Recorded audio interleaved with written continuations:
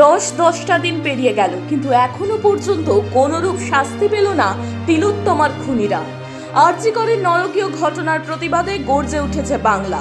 একত্রিত জনতার বিচারের দাবিতে কেঁপে উঠেছে প্রশাসনের গদিও। দিকে দিকে বিক্ষোভ কর্মসূচিতে যোগ দিচ্ছে হাজার হাজার জনগণ। তবে যতই বিক্ষোভ বাড়ছে, ততই যেন বেড়ে চলেছে পুলিশি অত্যাচার।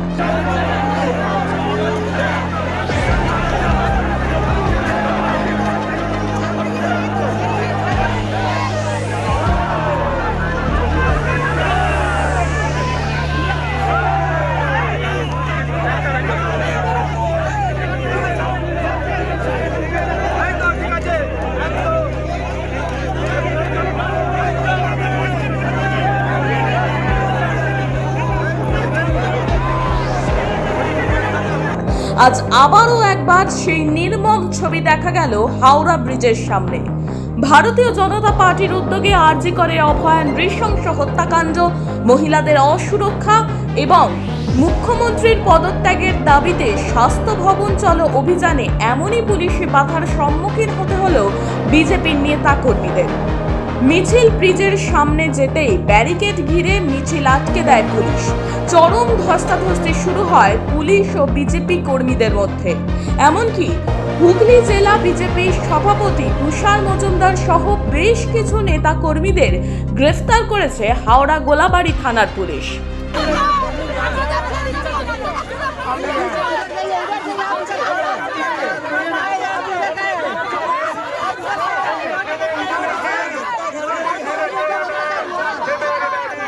তবে বিজেপির কর্মী সমর্থকেরা কোনোভাবেই চুপ থাকার নয়। সমস্ত নেতা কর্মীরা গোলাবাড়ি থানা ঘেরাও করে চালাচ্ছে বিক্ষোভ।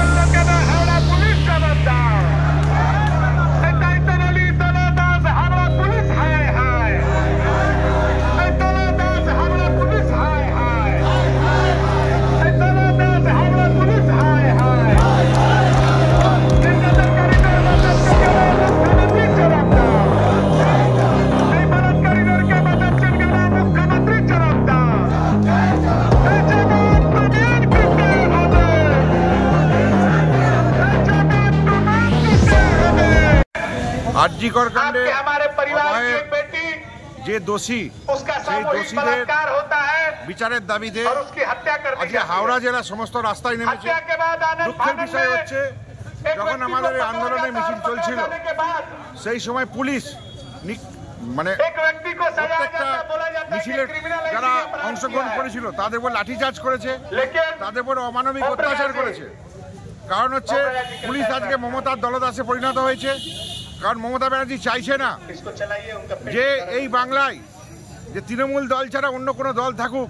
আর মমতা ব্যানার্জি জানে যে এই ঘটনার সঙ্গে কারা কারা জড়িত, তাদেরকে আড়াল করার জন্য এবং বাংলাকে স্তব্ধ করার জন্য, যে ধামাচাপা দিয়ে কিভাবে স্তব্ধ করা যাবে তার জন্য মমতা ব্যানার্জি যে পুলিশকে কাজে লাগাচ্ছে, তারপরে বিভিন্ন জায়গায় এই আন্দোলন দমিয়ে দিচ্ছে। কিন্তু বাংলার মানুষ, হাওড়ার মানুষ, হুগলির মানুষ আজকে জেগে উঠেছে, তারা রাস্তায় নেমেছে, লড়াই করছে। একটাই তাদের কাছে দাবি, we want justice, we want justice, we want justice.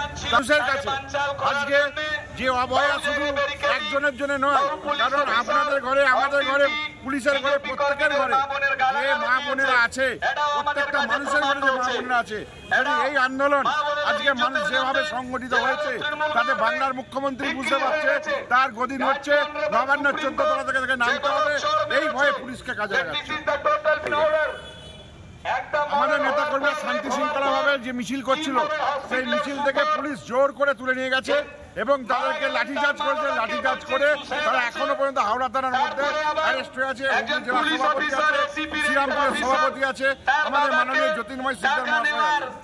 আমরা চাইছি দোষীদের শাস্তি হোক, ন্যায্য দাবিতে মানুষ আজকে দল ধর্ম নির্বিশেষে সবাই যে রাস্তায় নেমেছে দোষীদের শাস্তির জন্য।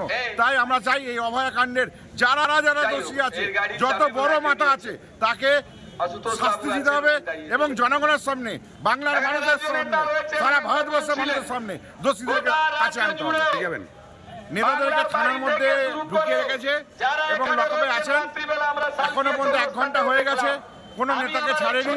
নেতারা অ্যারেস্ট হয়ে পুলিশ সামনে গার্ড দিয়ে আমাদের কর্মীদেরকে থানা থেকে দূরে সরিয়ে রেখে দিয়েছেন। থানা ঘেরাও চলছে বিজেপি নেতা কর্মীদের মুক্তির দাবিতে। Bureau report, Bangadarpan. ছেলেমেয়ের ভবিষ্যৎ নিয়ে চিন্তিত? তবে আজই চলে আসুন দি অভিকর্মা কিডসে। ইংলিশ মিডিয়াম এই স্কুলে রয়েছে নার্সারি থেকে 5ম শ্রেণী অবধি পড়ার সুযোগ। আমরা এখন আছি পাঁশকুড়ার সুরানাঙ্কারে। ভর্তির জন্য যোগাযোগ করুন 9045193055 এই নম্বর। মোমো খেতে ভালোবাসেন? তাহলে অবশ্যই আসতে হবে শ্রীরামপুরের বিখ্যাত বান্টি মোমোতে, যা এখন মো ফ্যামিলিও। বিভিন্ন ভ্যারাইটির মোমো খেতে আজই চলে আসুন শ্রীরামপুর বিপি দে স্ট্রিটে মো ফ্যামিলিওতে। বিশদে জানতে যোগাযোগ করুন 9681247950 এবং 8910553391 এই নম্বরে।